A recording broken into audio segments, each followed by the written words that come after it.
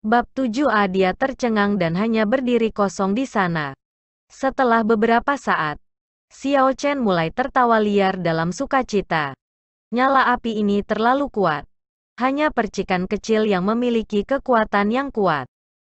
Setelah pelatihan untuk jangka waktu tertentu, itu harus memiliki kekuatan destruktif yang sangat kuat. Xiao Chen tidak membenci berlatih memanggil Purple Thunder True Fire. Setelah beberapa jam latihan, hanya dengan pikiran, Purple Thunder True Fire akan dipanggil dalam sekejap. Puci, bayangan di pohon besar melintas di atas kepala Xiao Chen dan meluncur ke kejauhan. Menghentikan apa yang dia lakukan, Xiao Chen mengangkat kepalanya untuk melihatnya. Orang itu berpakaian biru dan dia terbang dari pohon ke pohon. Dalam sekejap mata, dia meninggalkan bidang penglihatan Xiao Chen. Ini bukan penerbangan yang benar. Dia hanya menggunakan momentum melompat dari pohon ke pohon dan teknik gerakan yang sangat baik untuk menciptakan kesan palsu bahwa dia terbang. Meski begitu, kultivasi orang itu setidaknya di realem Saint Martial. Sejak kapan Mohe City memiliki Martial Saint dengan jubah biru? Apa tujuan dia datang ke Gunung Tujuh Tanduk Klan Xiao? Xiao Chen merasa agak curiga. Mencatat ke arah orang itu menuju. Xiao Chen ragu-ragu untuk beberapa saat sebelum dia memutuskan untuk mengejarnya untuk melihatnya. Seorang ahli di bidang Martial Saint tidak akan datang ke Gunung Tujuh Tanduk ini tanpa alasan. Dia sepenuhnya menarik energinya dan mengandalkan kekuatan tubuhnya untuk mengikuti arahan orang berbaju biru. Xiao Chen berlari dengan panik. Bahkan tanpa menggunakan esens di tubuhnya. Kekuatan tubuhnya sangat besar sehingga kecepatannya mengejutkan. Orang berbaju biru memiliki kecepatan yang sangat cepat. Dia sudah menghilang tanpa jejak. Xiao Chen hanya bisa bergerak maju ke arah yang kasar. Jika keberuntungannya buruk, maka dia tidak akan pernah menemukannya. Setelah sekitar 1 jam, Xiao Chen mendengar orang-orang mengobrol dengan suara rendah. Xiao Chen dengan cepat berhenti dan mendengarkan dengan cermat. Setelah menentukan arah suara-suara itu, dia maju sekali lagi. Suara-suara semakin jelas. Xiao Chen melompat ke pohon besar dan akhirnya melihat orang itu berbicara. Di suatu daerah, sekitar 300 meter di depannya, orang yang berpakaian biru dari sebelumnya dan sekelompok orang berbicara dengan suara lirih. Aneh. Mengapa orang-orang dari klan Zhang? Ada sekelompok orang berbicara kepada orang dengan warna biru. Dan mereka mengenakan pakaian yang disulam dengan pola tertentu. Simbol klan Zhang. Mereka adalah kekuatan lokal terkuat setelah klan Xiao. Ada 3 awan putih disulam di area dada dari mantel coklat mereka. Hucit, tiba-tiba ada suara terengah-engah di belakangnya. Xiao Chen terkejut dan segera mengedarkan Purple Thunder Divine Incantation. Dia mengumpulkan Purple Thunder True Fire di tangan kanannya, siap untuk mengambil tindakan.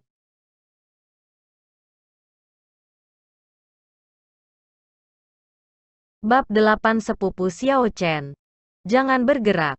Ini aku. Xiao Yulan berdiri di samping Xiao Chen ketika dia berkata dengan suara lembut. Setelah mendapatkan gambaran yang jelas tentang siapa itu, Xiao Chen melepaskan napas dan membuang api di jarinya. Sepupu Yulan menemukan mereka juga. Dia bersandar di pohon dan bertanya. Dia mengangguk, menatap sekelompok orang di depan, mengerutkan kening. Sepupu, apakah kamu tahu siapa mereka? Saya tidak begitu yakin. Tapi saya tahu bahwa mereka yang berpakaian coklat adalah orang-orang dari klan Zhang. Xiao Yulan menarik pandangannya dan melanjutkan untuk memindai tubuh Xiao Chen. Dia merasa aneh dan memutuskan untuk bertanya. Sepupu Xiao Chen, kamu baik-baik saja? Kamu sepertinya terluka. Hanya dalam sehari, sosok Xiao Chen mengerut, tampak sangat lemah. Namun, dia tidak memiliki luka terbuka di tubuhnya, yang sangat aneh. Xiao Chen tersenyum pahit. Ceritanya panjang. Di hutan di depan, di mana orang berbaju biru berada. Penatua Zhang. Di mana gua pendahulu yang Anda sebutkan? Di mana kita telah berjalan selama ini? Saya kehabisan kesabaran. Suara orang dengan warna biru membawa jejak kemarahan saat dia berbicara dengan tidak sabar. Orang yang dipanggil sebagai Penatua Zhang tampaknya berusia lebih dari 50 tahun. Dan budidayanya telah mencapai puncak martial Grandmaster sejak lama. Dia adalah kepala klan dari klan Zhang. Pada saat ini, ketika dia berhadapan dengan orang yang berpakaian biru, dia tidak berani untuk meremehkannya sama sekali, malah membalas dengan hormat. Senior, jangan khawatir. Gua itu secara tidak sengaja ditemukan oleh salah satu anggota klan saya. Kita harus tiba di sana dalam 15 menit lagi. Orang dengan warna biru hanya mendengus dingin. Kalau begitu memimpin jalan, gua pendahulunya kemungkinan teknik bela diri dan metode kultivasi yang kuat disimpan di sana. Seringkali ada legenda semacam itu. Tentang beberapa penemuan kebetulan dari gua pendahulu yang akhirnya mengarah pada hasil penanaman yang besar bagi individu yang beruntung. Gunung Tujuh Tanduk sebenarnya juga memiliki salah satu gua dari beberapa pendahulunya. Jadi, sepupu telah memadatkan roh bela dirinya. Selamat. Xiao Chen tetap diam tentang roh bela diri naga Azure. Hanya menjelaskan bahwa dia berada dalam kondisi ini karena kondensasi roh bela dirinya. Tampaknya Xiao Yulan ini juga tahu reputasinya sebagai sampah. Jadi dia tidak menanyainya lebih lanjut. Haruskah kita mengikuti mereka? Melihat bahwa sekelompok orang sudah pergi jauh, Xiao Chen mencari pendapat Xiao Yulan. Kami mengikuti. Xiao Yulan melompat turun dari pohon dan dengan lembut mendarat di kakinya. Setelah itu, sosoknya terbang ke depan sejauh 10 beberapa aneh meter. Seolah-olah dia adalah peri hijau. Dalam beberapa napas waktu, dia sudah lebih dari 100 meter jauhnya. Kecepatan yang sangat cepat. Xiao Chen bergumam pelan. Dia melompat turun dari pohon dan menggunakan semua kekuatannya untuk mengikuti. Xiao Yulan jelas tidak ingin Xiao Chen berpartisipasi dalam hal ini dan berlari ke depan dengan kecepatan tinggi dengan setiap niat untuk meninggalkannya. Namun, Xiao Yulan takut menarik perhatian orang dengan warna biru, sehingga dia tidak menggunakan esensnya. Meskipun dia bergerak cepat, itu hanya karena kekuatan tubuhnya. Dengan itu saja, akan sulit untuk meninggalkan Xiao Chen. 10 menit kemudian, Xiao Yulan terperangah mendengar suara Xiao Chen yang bergegas.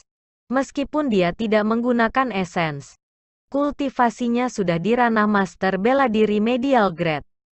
Kekuatan tubuhnya harus jauh lebih kuat daripada orang yang baru saja memadatkan roh bela diri. Yang berarti meninggalkan Xiao Chen di belakang debu harus menjadi hal yang sangat mudah untuk dicapai. Xiao Chen bertemu dengan tatapan Xiao Yulan dan dengan cerdik berbicara. Kecepatan sepupu sangat cepat. Aku hampir tidak bisa mengejarmu. Xiao Yulan mengerti apa yang dia maksud dengan kata-kata ini. Menjawab dengan ekspresi serius. Kultivasi orang berbaju biru itu telah mencapai ranah martial Sein. Yang terbaik adalah sepupu untuk tidak memasuki perairan yang bermasalah ini. Di depan martial Sein, tidak ada perbedaan antara murid martial dan master martial. Mereka berdua akan mati dalam satu pukulan. Xiao Chen menyatakan tanpa mundur. Ekspresi Xiao Yulan sedikit berubah. Sedikit kemarahan pada nadanya. Saya sering berkultivasi di Gunung Tujuh Tanduk. Jadi saya terbiasa dengan setiap pohon dan setiap helai rumput di sini. Biarpun aku bukan tandingannya, tidak akan sulit bagiku untuk melarikan diri. Sepupu. Tapi kamu. Diam. Mereka akan masuk. Sepupu. Lihatlah. Xiao Chen menyela kata-kata Xiao Yulan dan menunjuk ke suatu arah. Xiao Yulan menoleh untuk melihatnya. Ada tebing di depan. Orang berbaju biru itu hanya tertawa dingin dan mengepalkan tangan di dinding batunya. Retakan memanjang dari tempat orang itu meninju dinding, menyebar ke segala arah, dan retakan terus bertambah besar, dengan potongan-potongan batu terus jatuh dari tebing.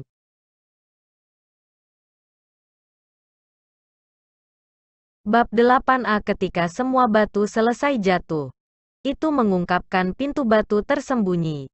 Dengan gemuruh yang keras, pintu terbuka secara otomatis. Penatua Zhang menyanjung orang itu dengan warna biru dan meninggalkan seseorang untuk menjaga pintu masuk sebelum masuk dengan orang itu dengan warna biru. Ayo pergi.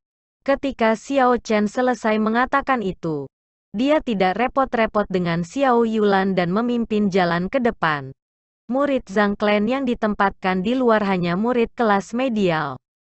Xiao Chen menyembunyikan dirinya di suatu tempat sekitar 100 meter dari pintu batu, membenarkan bahwa orang yang berpakaian biru telah pindah jauh. Xiao Chen menggunakan kesadarannya untuk mengendalikan esens untuk bergerak menuju meridian di kakinya, di mana Azure Dragon di dalam tubuhnya membuka matanya sekali lagi. Hanya saja kali ini, ekspresi di matanya tidak jernih dan murni seperti sebelumnya, tetapi sekarang dipenuhi dengan tatapan menakutkan. Seolah-olah itu merasakan niat Xiao Chen. 3 awan putih melayang di sekitar dengan lembut, dan 2 aliran esens yang bahkan lebih murni keluar dari mulutnya, menuju ke arah garis meridian di kaki Xiao Chen.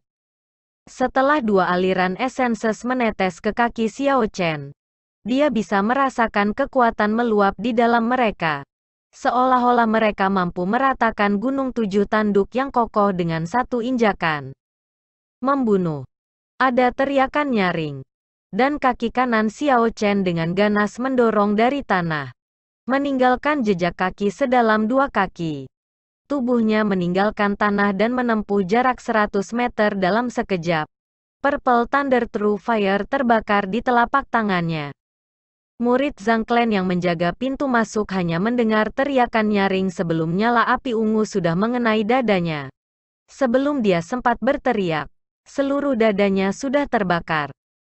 Sebuah lubang hitam memenuhi bagian tengah dadanya, hanya untuk ukurannya yang cepat mengembang tak lama setelahnya. Dalam beberapa saat, murid bela diri ini telah berubah menjadi tumpukan abu. Apa api yang mendominasi? Melihat murid Zhang Clan, Xiao Yulan menghela nafas, ini roh bela dirimu. Xiao Chen tidak menyangkal hal itu dan tersenyum. Sepupu, apakah sekarang kau percaya bahwa aku memiliki kemampuan untuk melindungi diriku sendiri? Xiao Yulan membungkuk dan mencelupkan jari-jarinya ke abu. Setelah dia memeriksanya, dia menggelengkan kepalanya dan melanjutkan untuk menjelaskan. Nyala api ini memang mendominasi, tetapi nyala ini tidak sekuat yang Anda pikirkan. Jika murid bela diri ini tidak tiba-tiba disergap dan tidak bisa membela diri pada waktunya, selama dia merilis esensnya, dia akan mampu bertahan melawan api ini. Xiao Chen, yang terlihat jelas, dengan canggung tersenyum dan menghindari topik. Mereka seharusnya sudah jauh. Jika kita mengikuti mereka dari kejauhan, mengingat ukuran besar gua ini, kita mungkin tidak akan bertemu dengannya. Bab 9. Xiao Yulan merasa agak tidak berdaya. Xiao Chen tampaknya telah memutuskan untuk mengikutinya di dalam. Dia merasa agak curiga di hatinya, mengingat versi Xiao Chen ini tampak berbeda dari rumor. Setelah melewati pintu batu, ada terowongan beraspal yang panjang, dan di sepanjang terowongan, antara setiap beberapa meter, orang bisa menemukan mutiara malam bertatahkan yang melapisi dinding. Karena pencahayaan Night Pearl, terowongan itu tidak tenggelam dalam kegelapan total. Mereka berdua melangkah maju, berjalan diam-diam di terowongan yang sunyi. Suasana sedikit menyeramkan. Xiao Chen ingin menemukan sesuatu untuk dibicarakan untuk meringankan suasana. Tetapi dia tidak dapat memulai percakapan ketika dia melihat ekspresi acuh tak acuh di wajah Xiao Yulan. Tepat ketika Xiao Chen tidak tahan lagi dan ingin mengatakan sesuatu, jalan di depan mereka berakhir. Dinding batu tebal menghalangi jalan mereka. Namun, ada garpu di terowongan, dengan 2 jalan di setiap sisinya. Xiao Chen memandang kedua sisi, mengamati bahwa terowongan tidak memiliki night pulse untuk menerangi kegelapan. Dia tidak bisa melihat dengan jelas situasinya lebih jauh. Jadi Xiao Chen bertanya, "Sepupu Yulan, kemana kita harus pergi?" Xiao Yulan memandang kedua sisi dan berbicara. Ada tanda-tanda jelas jejak kaki di sisi kiri, yang seharusnya menjadi arah orang berbaju biru. Kita ambil sisi kanan. Xiao Yulan mengeluarkan suar dan memimpin. Tempat ini bisa menjadi gua pendahulunya. Jadi cobalah untuk tidak berkeliaran sendirian. Biasanya ada semacam batasan di tempat seperti ini. Catatan TL, suar ini sebenarnya bukan suar yang kita tahu. Ini sebenarnya semacam pemantik Cina kuno yang terbuat dari semacam kertas dan bara disimpan dalam tabung. Gua seorang pendahulu. Ketika Xiao Chen mendengar itu, minatnya langsung terguncang. Memang, orang yang berpakaian biru itu tidak akan datang ke Gunung Tujuh Tanduk tanpa alasan. Dia mengikuti mereka ke tempat yang tepat. Karena itu adalah gua pendahulu. Maka pasti akan ada harta. Xiao Yulan melihat